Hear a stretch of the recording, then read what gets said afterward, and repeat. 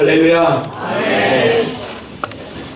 싱그러운 초여름의 푸르름이 더해가는데 오늘 예배 시간을 통해서 예수 그리스도의 생명의 푸르름이 더해가는 그런 은혜의 시간 되기를 바랍니다. 아멘. 제가 지난주에는 포도나무와 가지라고 하는 제목으로 열매에 대한 말씀을 이렇게 초점에 맞춰서 말씀을 전했습니다. 아마 그 연장선상에서 오늘 여러분의 말씀을 들으시면 좋을 것 같은데 씨 뿌리는 비유라고 하는 제목이 되겠습니다. 이 비유는 우리가 신앙생활하면서 가장 많이 듣고 아는 비유 중에 하나가 아닐까 하는 생각을 해봅니다. 그러나 여러분 지금까지 들었던 씨 뿌리는 비유에 대한 모든 고정관념 혹은 또 들었던 모든 말씀 기로하고 오늘 처음 듣는 마음으로 하나님의 말씀을 받으시기를 바랍니다. 아멘. 우리가 성경을 보면 성경의 내용은 어떻게 구성이 되어 있는가 하면 인물과 사건과 비유로 구성이 되어 있습니다. 그죠? 우리가 성경 전체를 보게 되면 인물을 중심으로 한 이야기, 어떤 사건을 중심으로 한 이야기, 그리고 또 신약 성경을 우리가 이제 보게 되면 복음서에서 예수님은 예수님의 말씀의 거의 대부분은 비유로 말씀하시는 것을 우리가 보게 됩니다. 그래서 신구약 성경 전체는 이와 같이 어떤 인물과 사건과 비유라고 하는 내용으로 어우러졌다라고 하는 사실을 우리가 생각을 이제 해보게 되는데요. 그러면서 여러분이 성경에 나오는 인물에 대한 이해, 그리고 그 인물 속에 담겨져 있는 메시지, 인물을 통해서 오늘 우리에게 하시고자 하시는 하나님의 말씀을 듣는 것 굉장히 중요합니다. 그리고 어떤 또 사건을 여러분이 보게 될 때 사건을 그냥 하나의 어떤 이야기로만 이해하는 것이 아니라 사건 속에 감춰져 있는 하나님의 메시지가 있습니다. 그래서 우리는 사건을 이야기로만 이해할 것이 아니라 그 사건을 통해서 오늘 우리에게 하나님이 무엇을 말씀하시려고 하는가라고 하는 그 중요한 의미를 깨닫는 것 아주 중요하죠. 비유도 역시 마찬가지입니다. 비유도 그냥 비유의 어떤 내용만 이해하는 것이 아니라 왜 예수님께서 이 비유를 말씀하셨을까? 우리도 누군가에게 비유로 설명할 때는 비유를 이렇게 사용하는 나름대로의 이유와 목적이 분명하죠. 그래서 이 비유에 대한 이해를 하는 것 참 중요한데, 그래서 우리가 이 복음서에서 예수님이 하시는 많은 말씀들은 거의 대부분 비유를 통해서 하늘의 메시지를 우둔한 우리에게 깨우쳐 주셨다라고 하는 사실을 여러분이 알아야 됩니다. 그래서 어떤 글을 보니까 이렇게 표현을 하고 있어요. 비유는 격언도 아니고 우화도 아니고 위대한 예술품이다, 이렇게 표현하고 있어요. 눈에 보이는 어떤 물건은 아니지만 비유라고 하는 이것은 우리의 언어로 하나님께서 멋지게 감동시키고 그리고 또 아주 특별한 메시지를 담고 있는 예술품과 같다라고 하는 거예요. 그런 면에서 우리는 비유 하나하나에 감추어져 있는 이 특별한 의미들을 오늘 여러분이 잘 깨닫고 이해할 수 있기를 바랍니다. 그래서 예수님의 비유에는 기본적으로 의미가 담겨 있고, 비유는 의미를 정확하게 전달하기 위한 수단입니다. 그래서 이야기로만 이해하면 안 되고 비유 속에 담겨진 의미와 교훈을 발견하는 것이 대단히 중요하다라고 하는 사실을 여러분이 알아야 됩니다. 자, 그러면 예수님이 하신 비유들이 한두 개가 아닌데 그 많은 비유들 중에 가장 으뜸되는 비유, 가장 중요한 비유가 뭔가 하면 바로 씨 뿌리는 비유입니다. 그래서 여러분이 이 씨 뿌리는 비유에 대한 이해를 올바르게 하게 되면 다른 비유에 대한 이해를 하기도 쉽습니다. 왜냐하면 비유가 가지고 있는 일맥상통한 메시지가 분명히 있거든요. 그래서 오늘 예수님이 이 씨 뿌리는 비유를 우리에게 말씀하시는데, 이 씨 뿌리는 비유는 누가복음에만 기록되어 있지 않습니다. 우리가 공간복음 하면 말하죠. 마태복음, 마가복음, 누가복음 이 세 복음서를 공감복음이라고 해요. 공감복음이라고 하는 말은 뭔가 하면 공통된 주제의 이야기를 이 저자가 같이 기록했고 같은 내용이 포함되어 있다라고 하는 사실입니다. 그래서 이 씨 뿌리는 비유도 이 공감복음에 다 있어요. 마태복음 13장에 씨 뿌리는 비유가 기록되어 있고요. 마가복음 4장에 기록되어 있고, 그리고 누가복음에는 오늘 본문 8장에 바로 씨 뿌리는 비유가 이렇게 기록이 되어 있습니다. 그런데 예수님이 이 씨 뿌리는 비유를 하시게 된 배경을 보게 되면 오늘 본문에는 안 나와 있는데 마태복음을 보게 되면 그 13장에서 예수님이 이 사역의 중심 무대는 어디였죠? 예수님 공생의 사역의 중심 무대는 어디였습니까? 다 모르시나요? 예, 저만 알아서 참 감사하네요. 예, 가르쳐 드릴 게 많아서. 갈릴리 바다죠. 예, 갈릴리 바다는 예수님 공생의 사역의 주 무대였어요. 그래서 배를 타고 건너가시고 건너오시고 이 마을로 가시고 저 마을로 가시고, 왜냐하면 바다를 중심으로 마을들이 이렇게 많았기 때문에 이 갈릴리 바다를 중심으로 해서 예수님이 공생의 사역을 행하셨습니다. 그래서 이 씨 뿌리는 비유도 보게 되면 예수님이 이제 사람들이 끊임없이 이렇게 모여드니까 예수님이 무대를 어떻게 만드셨는가 하면 배를 타고 갈릴리 바다로 이렇게 나가시고, 그리고 사람들은 해변가에 앉아가지고 이제 예수님을 바라보는 거죠. 어찌 보면 아주 거대한 원형 경기장 같은 그런 이미지를 생각해 볼 수 있습니다. 그리고 바람이 바다에서 육지로 살랑살랑 분다면 예수님의 그 부드러운 목소리가 스피커 역할을 해서 해변에 앉아있는 수많은 사람들에게 큰 불편함 없이 다 들리는 효과를 갖는. 그래서 오늘 본문에서는 어떻게 표현을 하는가 하면 8장 4절이죠. 각 동네의 사람들이 예수께로 나와 큰 무리를 이루니, 그렇게 표현하고 있습니다. 그래서 예수님이 지금 바다에 작은 배를 띄워놓고 예수님은 해변에 앉아있는 이제 무리들을 바라보고 계시고, 그리고 해변에 앉아있는 많은 무리들은 이제 바다에 배 띄워놓고 앉아 계시는 그 주님을 바라보고 있는 그런 이제 상황이 되는 겁니다. 그래서 여기서 아주 중요한 메시지를 우리가 하나 먼저 이해를 하고 넘어가야 되는데요. 그건 뭔가 하면 각 동네 사람들이라고 하는 각 동네입니다. 여기서 각 동네라고 할 때 원어적 의미를 제가 여러분에게 설명드리면 여기저기에, 다시 말하면 예수님에 대한 소문이 많이 나가지고 멀리 있는 마을의 사람들까지도 예수님이 있는 곳을 찾아서 모여들었다라고 하는 사실이에요. 예. 우리 시골로 말하면 뭐 쌀이벌에서도 오고, 예. 달등거리에서도 오고, 예. 고향리에서도 오고, 동막거리에서도 오고, 뭐 이런 이제 식이 되는 거죠. 그러니까 그 한 마을에 있는 사람들이 대상이 아니고 예수에 대한 소문을 듣고 여기저기에서 사람들이 모여들었다는 거예요. 이것은 예수님이 그 당시에 사람들에게 어떻게 각인되어졌고 예수님의 이름을 사람들이 어떻게 듣고 모여드는가라고 하는 사실을 우리가 이해할 수 있는 부분입니다. 그래서 큰 무리가 모이다라고 하는 거예요. 여기서 큰 무리라고 하면 거의 헤아릴 수 없을 만큼 모였다는 거죠. 거의 구름처럼 운집했다라고 해도 틀리지 않습니다.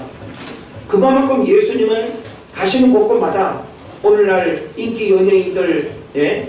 팬클럽 이끌고 가는 곳곳마다 뭐 팬들 몰려다니고 하는 그 이상의, 그러니까 세상적인 인기가 아니라 예수님을 만나고 예수님에게 가기만 하면 어떤 일들이 일어나죠? 예수님은 세 가지 중요한 사역을 하셨습니다. 프리칭, 티칭, 힐링 사역을 하셨죠. 전파하시며 가르치시며 고치시며. 그러니까 그 누구에게서도 들을 수 없는, 그 누구를 통해서도 해결할 수 없는 인생의 깊은 고질적인 문제들을 예수님을 만나기만 하면 병도 고치고 마음의 상처도 치유받고 하늘의 메시지도 듣고, 그러니까 그들은 예수님을 만난다라고 하는 이것은 엄청난 축복인 겁니다. 그래서 예수님이 어디를 지나가신대, 어디에 오신대, 그러면 한 번이라도 예수님을 더 만나고 예수님의 말씀을 듣기 위해서 그냥 옆집 앞집 그냥 다 그냥 이끌고 모여드는 거예요. 그 모여든 상황에서 예수님이 지금 씨 뿌리는 비유를 말씀하는 거예요. 자, 씨 뿌리는 이 비유는 이단 신천지에서 아주 중요한 교리로 이 본문을 아주 이상하게 해석해가지고, 야, 기성교회에서 내가 20년 30년 교회 다녔는데도 이런 말씀은 한 번도 들어보지 못했는데 하면서 이상하게 풀어가지고는 그게 무슨 특별 메뉴인 것처럼 사람을 속이고 현혹하고 있습니다. 속지 마십시오.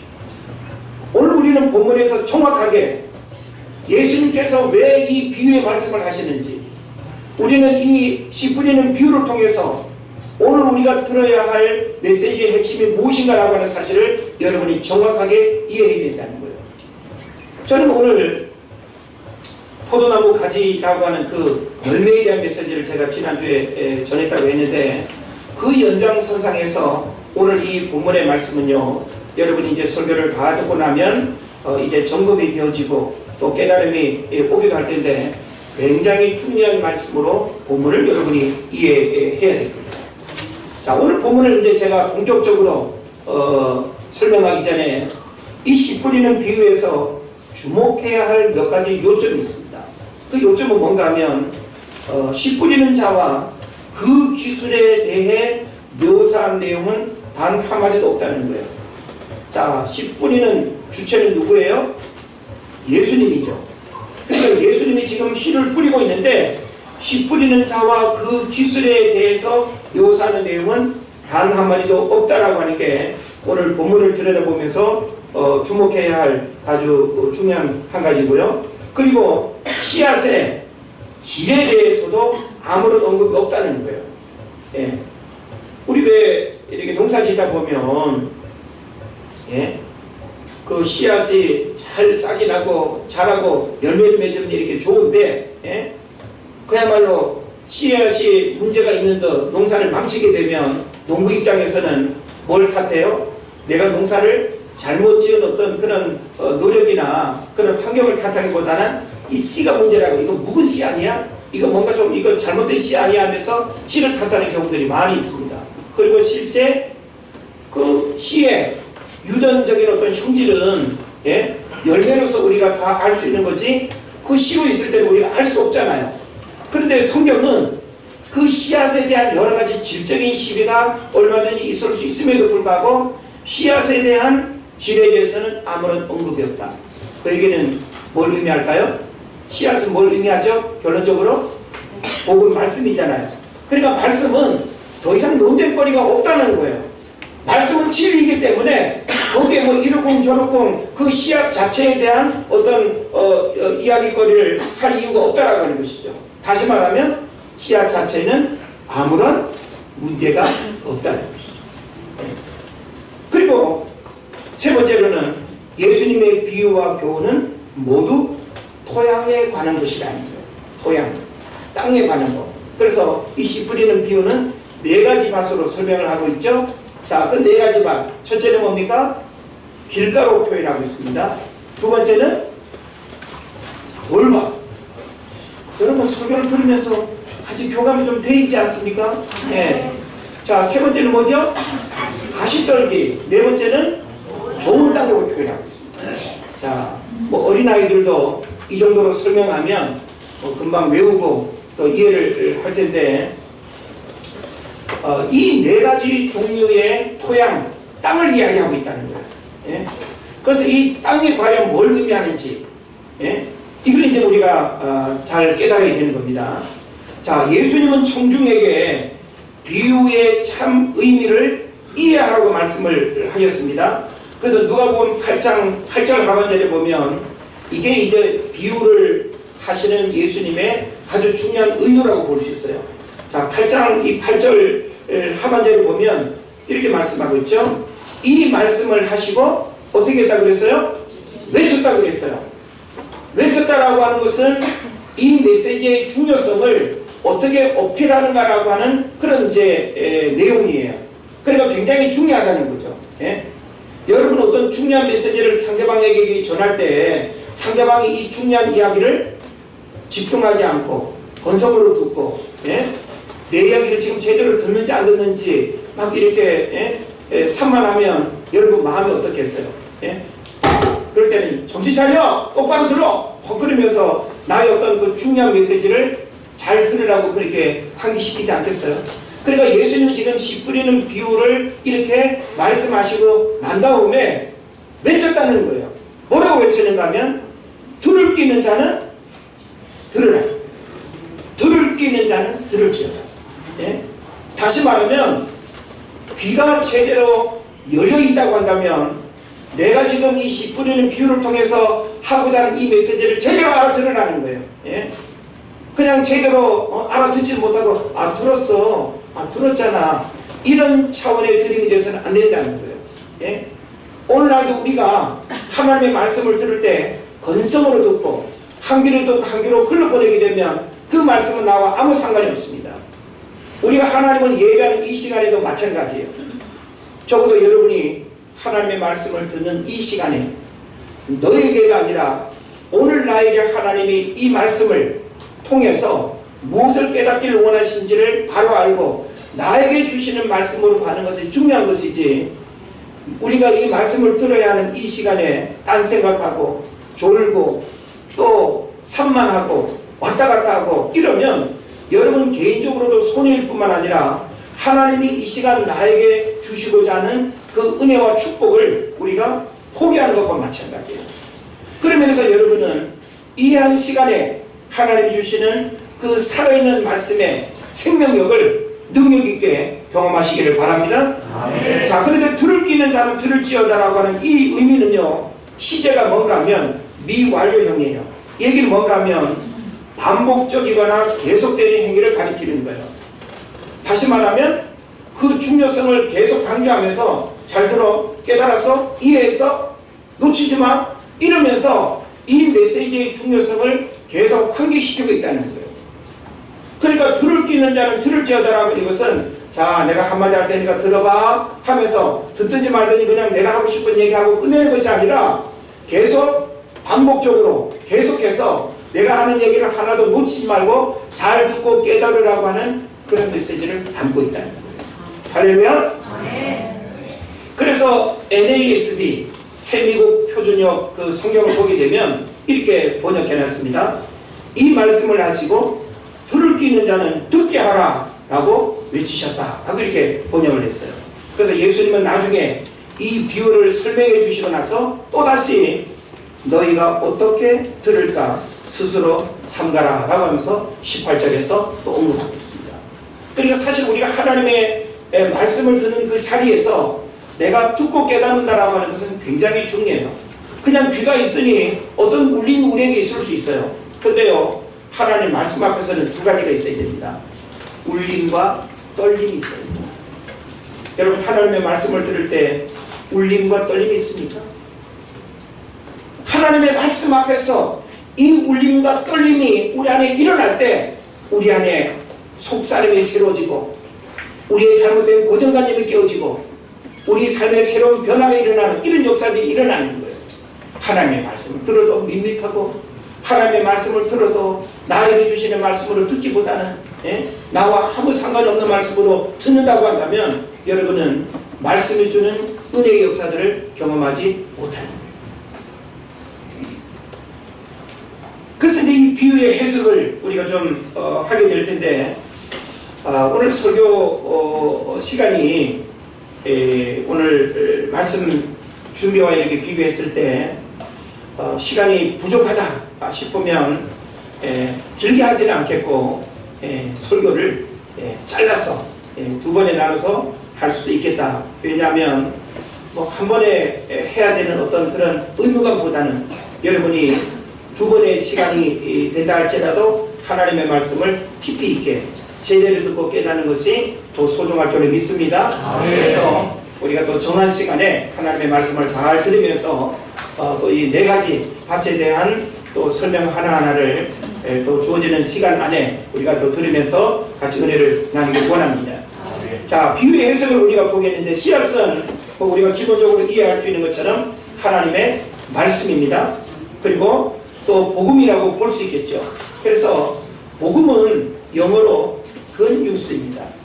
그리고 한자어로 보면 복복자, 소리음자니까 복된 소리, good news, 그런 의미가 되겠죠. 그래서 세상의 그 어떤 소리보다 복음은 예수 그리스도를 통해서 내가 구원받는다라고 하는 이 사실이 복음의 핵심 아니겠습니까? 그런 면에서 우리를 구원할 수 있는 어떤 조건도 없는데 예수 그리스도를 통해서 구원받게 된 이 크고 놀라운 사실에 감사하고 하나님 앞에 영광 올려드리시기를 바랍니다. 아멘. 사도행전 4장 12절에서는 말씀합니다. 다른 이로서는 구원을 얻을 수 없나니 천하 인간의 구원을 얻을 만한 다른 이름을 우리에게 준 일이 없다는 겁니다.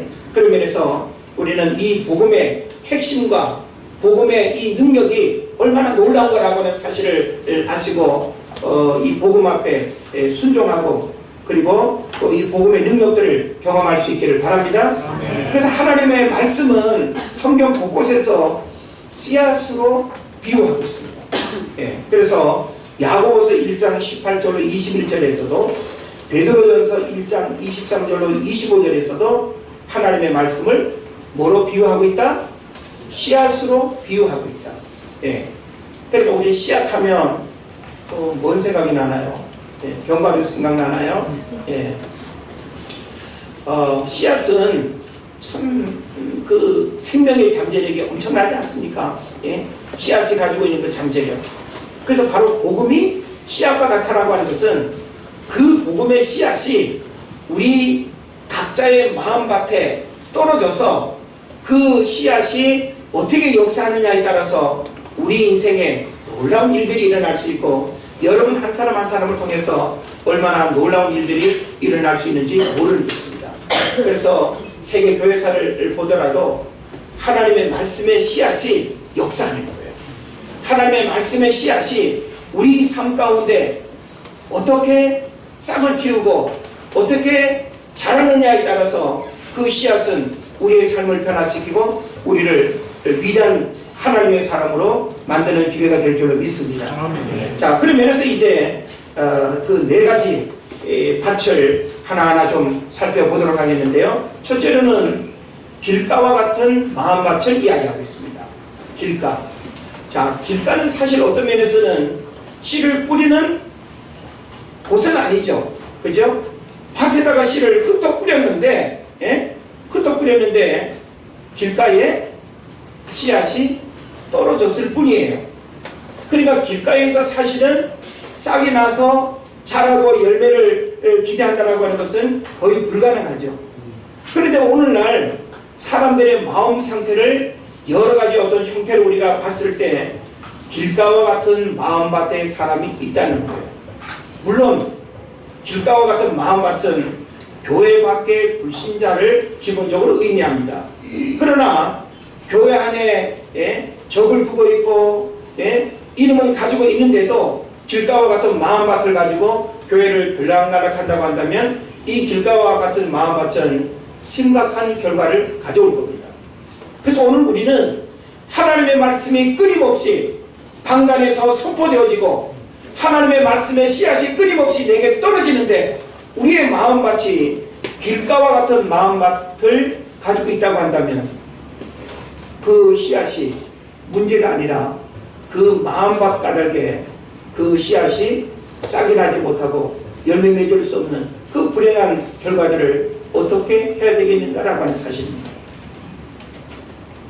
오늘 성경에 보면 다른 그 마가복음이나 누가복음에 없는 그런 표현이 나오는데 어떤 표현이 있는가 하면 씨를 뿌리는 자가 그 씨를 뿌리러 나가서 뿌릴새 도로는 길가에 떨어졌다고 했는데 밟히며 그랬습니다. 밟히며. 다른 마태복음과 마가복음에서는 없어요. 밟히며라고 이렇게 표현하고 있습니다. 발에 밟혀서 단단하게 다져진 메마른 길가의 땅은 복음의 진리가 침투할 수 없는 마음을 묘사합니다. 이것은 예수님이 묘사한 마음의 상태 가운데 가장 절망적인 상태가 될 것입니다. 그래서 불신앙과 죄를 사랑하는 성향이 마음을 돌처럼 단단하게 만들어서 진리가 뿌리를 내리기는커녕 아예 뚫고 들어갈 수 없는 상태. 그래서 이런 길가와 같은 마음밭을 우리가 만나게 되면 그야말로 씨알도 안 먹히는, 예?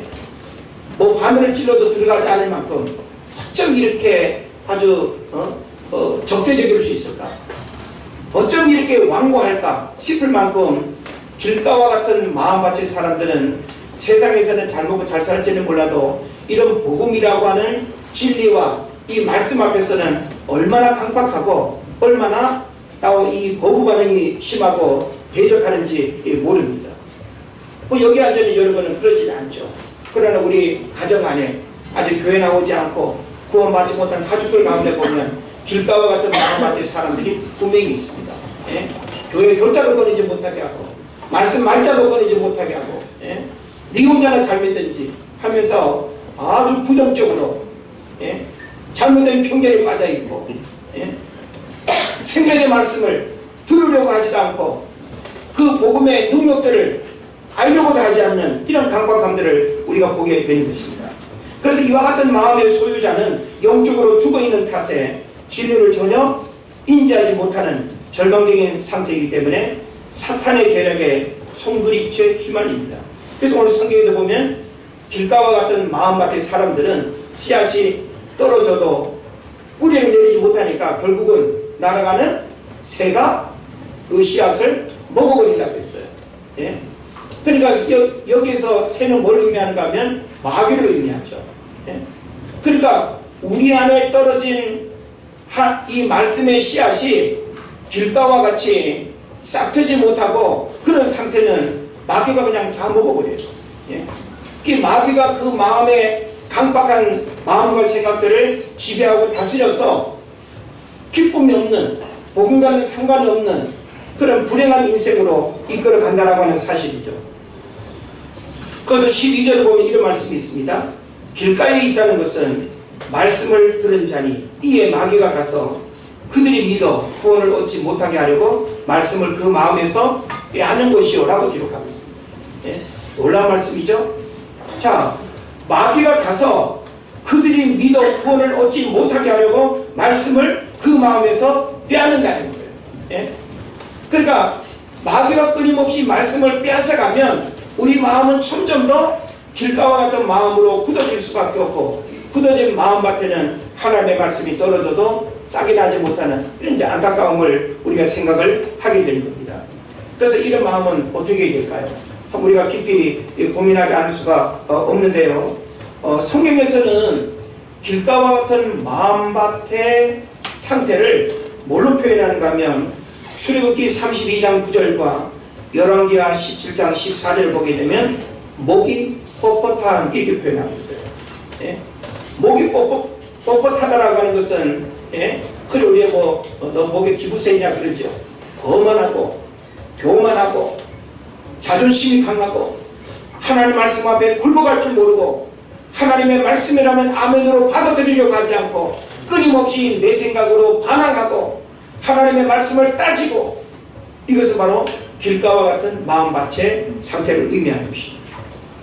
예레미야서 19장 15절에서도 이는 그들의 목을 곧게 하여 내 말을 듣지 아니함이라. 예? 목이 뻣뻣하고 목이 곧은 사람은 하나님의 말씀을 들으려고 하지 않는다는 거예요. 오늘 여러분이 교회에 와서 하나님의 말씀을 듣고 예배하는 이 시간에 들으려고 하는 사모함과 들려지는 영적인 깨달음이 없다고 한다면 여러분의 지금 마음 상태는 길가와 같다라고도 볼 수 있습니다. 여러분의 마음밭을 길가로 방치하지 마십시오. 여러분의 마음밭이 길가와 같으면 마귀가 끊임없이 말씀을 들어도 다 그냥 먹어버리는 거예요. 그러면 그 말씀의 씨앗이 내 마음밭에서 자라고 열매를 맺어야 우리가 진정한 축복의 삶을 살아가게 되는데 말씀이 내 안에서 사라지게 되면 가장 불행하고 영적인 공허함을 통해서 우리들 스스로가 어찌할 수 없는 그런 인생을 살아가게 되는 것입니다. 역대하 36장 12절을 보면 시드기야 왕에 대한 이야기가 나오는데, 시드기야 왕 좋은 왕이에요, 나쁜 왕이에요? 잘 모르죠. 저도 잘 모르겠어요. 근데 성경을 보니까 시드기야 왕은 아주 대표적인 나쁜 왕이에요. 악한 왕이에요. 그래서 12절에서 뭐라고 말하는가 하면, 그의 하나님 여호와 보시기에 악을 행했다. 하나님 보시기에 시드기야 왕이 악을 행했다는 거예요. 그러면서 13절에서 이 시드기야 왕을 뭐라고 표현하는가 하면, 목을 곧게 하며 마음을 완악하게 하여 이스라엘 하나님 여호와께로 돌아오지 않았다.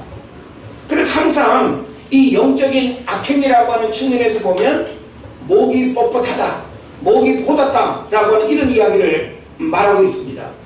또 스데반은 이런 사람들에게 말하기를, 사도행전 7장 51절에 보면, 목이 곧고 마음과 귀에 할례를 갖지 못한 사람들아, 너희도 너희 조상과 같이 항상 성령을 거스르는도다. 사도행전에서 스데반은 길가와 같은 마음밭의 사람을 목이 곧은 사람, 할례 받지 못한 사람들로 표현하면서 너희 조상과 같이 항상 성령을 거스르는도다. 예? 길가와 같은 마음밭의 사람들은 성령의 통제를 받을까요? 안 받을까요? 안 받아요. 마귀의 지배는 쉽게 받죠. 성령의 역사를 거부하고 성령의 간섭을 거부합니다. 그래서 당시 예수님의 청중 가운데 이런 마음 상태의 사람들이 있었어요. 유대인들 가운데. 그들은 누군가 하면 서기관과 바리새인들이었습니다. 그래서 예수님은 길가와 같은 마음밭에 이 서기관과 바리새인들을 향해서 예수님은 그냥 불쌍히 여기셨을까요? 아니에요.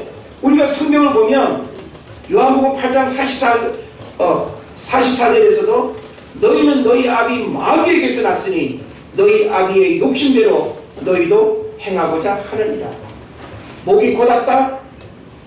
길가와 같은 마음밭의 사람들은 마귀에게서 났고 너희 아비의 욕심대로 행한다는 거예요. 그리고 누가복음 8장 12절에 보면 마귀가 가서 그들이 믿어 구원을 얻지 못하게 하려고 말씀을 그 마음에서 빼앗는 것이요. 그러니까 끊임없이 성경은 길가와 같은 마음밭의 사람들은 말씀을 안 받아들이고 끊임없이 뱉어내고 거부하고 불순종하고 목이 곧은 백성의 그런 완악함의 삶을 살아간다는 것을 말합니다. 적어도 우리가 그리스도인으로 살아간다는 것은 하나님 말씀 앞에서는 꺾어 죽어야 됩니다. 하나님의 말씀이라고 하면 따지지 말고 묻지 말고 무조건 순종해야 돼요. 성경 어디에서도 하나님의 말씀 앞에 순종하라고 가르치지, 하나님의 말씀을 너 이성으로 이해해봐, 너가 한번 따져봐, 깨달아지면 받아들이고 깨달아지지 않으면 안 받아들여도 돼, 그렇게 말씀 안 합니다. 신명기 28장을 보십시오. 신명기 28장은 하나님의 말씀 앞에 순종하게 될 때 어떤 복들을 가져가지 약속하고 있는지, 하나님의 말씀 앞에 순종하지 않으면 어떤 저주들을 성경에서 나열하고 있는지 신명기 28장을 보십시오. 그러므로 우리는 하나님의 말씀이라면 그 하나님의 말씀이 여러분이 개인적으로 성경을 읽거나 듣거나 묵상할 때 들려오든지, 예배를 통해서 들려오든지, 어린아이를 통해서 하나님의 말씀이 들려진다 할지라도 하나님의 말씀을 듣고 깨닫는 지혜가 있어야 될 줄로 믿습니다. 아멘. 오늘날 하나님의 말씀을 우습게 여기고 하나님의 말씀을 나의 신앙의 잣대로 평가하고 하나님의 말씀을 내 신앙의 이성적 논리로 판단한다고 한다면 그 신앙은 심각한 결과를 가져올 것입니다. 그래서 우리가 이 부분에 대한 마지막 정리를 해본다면, 노아 시대 사람들이 어땠어요? 노아 시대 하나님께서 물론 세상을 심판하기 위해서 노아를 하나님이 등장시켰죠. 방주를 짓도록. 그래서 마태복음 24장 37절로 39절에도 보게 되면 그 당시 노아의 가족들은 배를 만드느라고 120년 동안 힘쓰고 있었는데 다 미친 짓이라고 생각했고 조롱했죠. 그러나 노아를 통해서 물론 세상을 심판하실 하나님의 메시지를 사람들은 들었어요? 안 들었어요? 안 들었어요. 이게 바로 그 당시 사람들의 마음밭이 뭐와 같은 거예요? 하나님 말씀에 대해서 반응하지 않고 하나님의 말씀을 듣지 않는 길가와 같은 마음밭의 사람들을 의미하는 것입니다. 할렐루야. 그래서 성경에서는 그들에 대해서 뭐라고 말합니까? 마태복음 24장 37절로 39절에 보면 먹고 마시고 시집가고 장가가고 홍수가 나서 다음 멸하기까지 깨닫지 못하여. 오늘날 하나님의 말씀의 씨앗이 여러분의 마음밭에 떨어져서 열매 맺기를 원하고 하나님의 그 축복의 삶을 누리기를 원하는데 우리의 마음밭을 길가와 같은 마음밭으로 방치해버리고 길가와 같은 마음밭으로 변질시켜버려서 말씀이 반응하지 못하고 역사하지 못하는 그것은 우리들 스스로가 불행을 자초하는 것과 같다라고 하는 사실입니다. 예? 또 마태복음 16장을 보게 되면 21절 23절에 베드로가 나오죠. 예수님이 나 십자가에 못 박혀 죽는다 이러니까 베드로가 아주 이상 행동을 보입니다. 항변하여 이르되, 여기서 항변했다라고 하는 것은 헬라어로 에피티마우라고 하는 말인데 때리지는 않았지만 거의 아주 과격하게 멱살을 잡고 흔들 때의 그런 이미지를 에피티마우라고 말합니다. 어떻게 그럴 수 있습니까? 베드로가 지난 3년 동안 예수님을 따라다녔는데 이것은 예수님이 십자가를 져야 하는 그 의도와 예수님이 이 땅에 오신 그 메시아로서의 그 목적을 모르고 인간적으로 예수님 우편에 앉아서 한 자리 차지하려고 하는 말씀과 상관없는 인간적인 마음의 생각들은 이와 같은 행동도 나타날 수 있다. 오늘 우리는 우리의 마음밭을 더 이상 길가와 같은 마음밭으로 방치해서도 안 되고 그런 마음밭을 만들어서도 안 됩니다. 우리가 과거에 예수님을 모르기 전에는 길가와 같은 마음밭에 사람이 되어서 내 멋대로 살고 교회도 상관없고 말씀도 상관없고 내 멋대로 그렇게 살았지만 이제 여러분이 교회 안에 들어와서 구원받은 하나님의 백성으로 살아가기를 원한다면 길가와 같은 마음밭이 아니라 결과적으로 좋은 땅에 그 마음밭을 우리가 가져야 되는데 오늘 우리 가운데 이런 사람들이 아주 많다라고 하는 것이 문제입니다. 길가와 같은 마음밭이 퍼센테이지를 보면 가장 많은 거예요.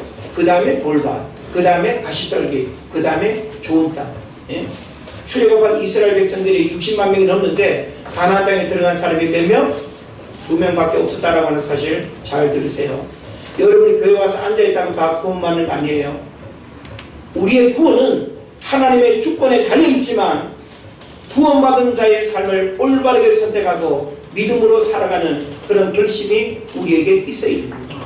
우리의 감정대로 신앙생활하고 기분대로 하고 우리는 주일 중심으로 예배 중심으로 교회 중심으로 우리의 삶이 살아가야 되는 거예요.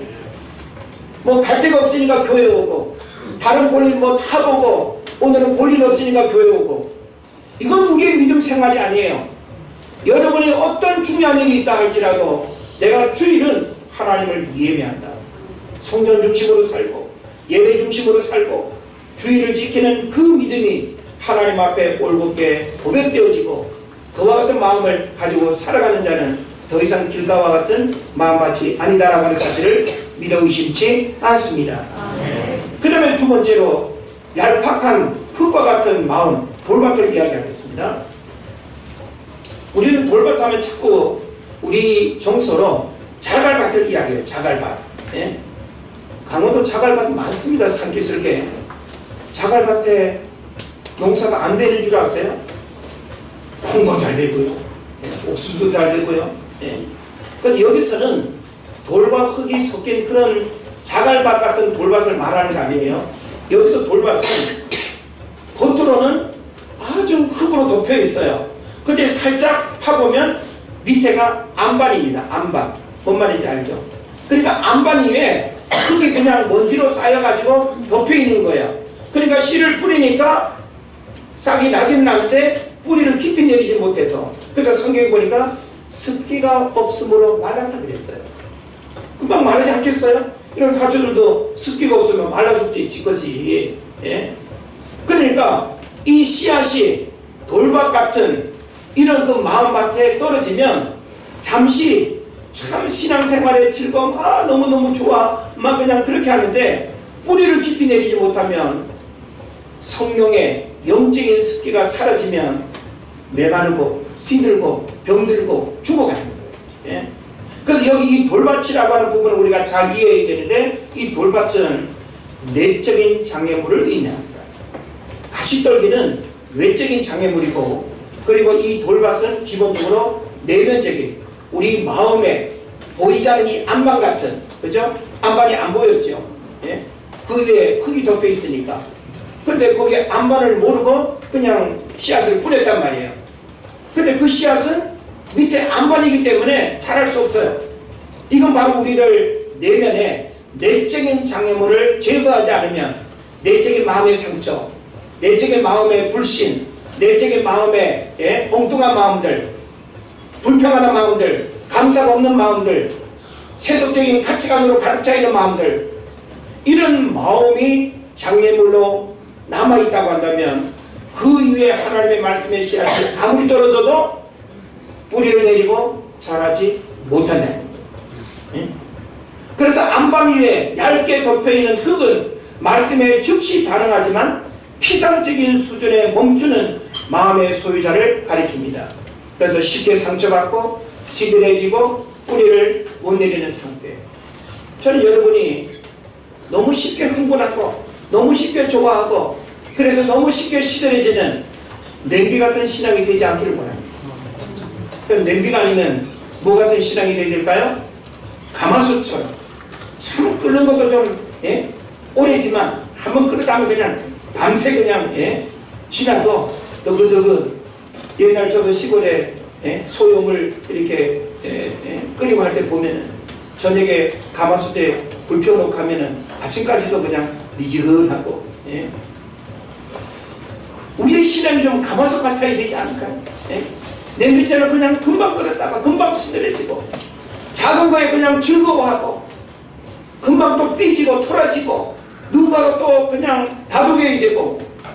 우리는 하나님 앞에서 신앙의 홀로서기를 할 수 있어야 되고, 하나님 앞에 오직 바로 설 수 있는 그 올곧은 우리의 신앙을 지켜가야 될 줄을 믿습니다. 그래서 누가복음 8장 13절에 보면 바위 위에 있다는 것은 말씀을 들을 때에 기쁨으로 받으나 뿌리가 없어 잠깐 믿다가 시련을 당할 때에 배반하는 자요라고 표현하고 있습니다. 무섭죠? 어찌 보면 오늘 우리의 모습을 지금 아주 구체적으로 나를 말하는 것 같고, 오늘 우리의 모습을 말하는 것 같은, 저는 여러분의 말씀을 들으면서 내가 길가와 같은 마음밭인지 또 얄팍한 흙과 같은 그 마음 돌밭인지를 우리가 돌아볼 수 있어야 됩니다. 일시적으로 믿는 사람들은 복음을 피상적으로 듣고 반응할 뿐입니다. 이런 사람들은 이기적인 동기나 자신의 목적을 이루기 위해서 수단으로 선택하기도 합니다. 머리로 이해하거나 감정적으로 받아들이는 복음이 아니라 믿음으로 확신하는 복음이어야 되는 것입니다. 오늘날 사람들이 자꾸 말씀을 머리로 이해하고 감정적으로만 받아들이려고 해요. 오늘 목사님 너무 좋았어. 뭐 그냥 외모도 멋지고 그냥 목소리도 좋고 눈에 보여지는 그런 거에 뭔가 그냥 느낌으로 감정으로 받아들이고 믿음으로는 하나라도 반응하지 않고, 하나님의 말씀은 믿음으로 반응되어져야 하고 믿음으로 고백되어져야 되는 것입니다. 그래도 요한복음 8장 31절에서는 너희가 내 말에 구하면 참으로 내 제자가 될 거야. 말씀이 가장 중요한 거예요. 히브리서 3장 14절에서도 우리가 시작할 때에 확신한 것을 끝까지 경고히 잡고 있으면 그리스도와 함께 참여한 자가 되리라. 골로새서 1장 23절에서는 뭐라고 말합니까? 믿음에 거하고 터 위에 굳게 서서 너희 들은 바 복음의 소망에서 흔들리지 아니한다. 오늘 사람들이 참 이 견고한 믿음을 보기가 어렵습니다. 너무 쉽게 흔들리고 너무 쉽게 시험에 들고 너무 쉽게 우리의 신앙의 공든 답이 무너지는 그런 안타까움을 보게 되는 거예요. 우리는 내적인 장애물과 같은 이 돌밭 같은 이 마음의 마음밭의 그 상태에서 우리는 분명히 변화가 일어나야 됩니다. 이 부분에 대한 결론을 내리고 말씀을 마치겠습니다. 이와 같은 일은 어디에서 찾아볼 수 있을까요? 신명기 1장 21절 22절에 보면 가데스 바네아 사건이 나오죠. 가데스 바네아 사건은 뭐예요? 40명의 12 정탐꾼이 40일간 가나안 땅을 돌아오지 않습니까? 그 가나안 땅은 하나님이 약속으로 주셨고 들어가서 정복하고 누려야 할 땅이에요. 그런데 현실을 바라보고 어떻게 했어요? 주저앉았죠. 결국 하나님이 40년간 광야 뺑뺑이 돌게 하신 그 가데스 바네아 사건. 다시 말하면 믿음으로 반응하지 못하고 눈에 보여지는 현실과 환경에 우리의 믿음이 무너지고 빼앗기게 되면 바로 돌밭 같은 마음의 사람이 된다는 거예요. 오늘 많은 사람들이 현실의 문제 앞에 주지 않습니다. 환경에 쉽게 타협해버립니다. 우리의 믿음을 언제 평가받고 어느 때에 여러분의 믿음을 보이겠습니까? 우리는 현실의 문제와 환경 앞에 우리의 믿음이 넘어져서는 안 됩니다. 우리는 이와 같은 문제 앞에서 끝까지 믿음으로 반응하고 하나님의 말씀이 내 안에 있어서 하나님의 말씀이 그러하기 때문에 외적인 모든 환경들을 물리치고 믿음 안에서 승리하는 이런 역사가 있어야 될 줄로 믿습니다. 그래서 오늘 저는 여러분과 함께 씨 뿌리는 비유 중에서 첫 번째, 두 번째의 마음밭까지 살펴보고 이제 다음 주에는 가시떨기와 그리고 좋은 땅에 대한 이 메시지를 우리가 들으면서 참 우리가 이 씨 뿌리는 비유를 통해서 주님이 우리에게 주시고자 하시는 그 말씀의 핵심이 무엇인가라고 하는 사실을 깨달으시고 여러분 마음밭에 그 하나하나를 점검하시고 내 마음밭은 어디에 속해 있는지 내 마음밭은 지금 어떤 상태인지를 잘 점검해서 정말 주님이 원하시는 그런 마음밭을 만들어가는 여러분 되시기를 주의 이름으로 축원을 드립니다. 기도합시다.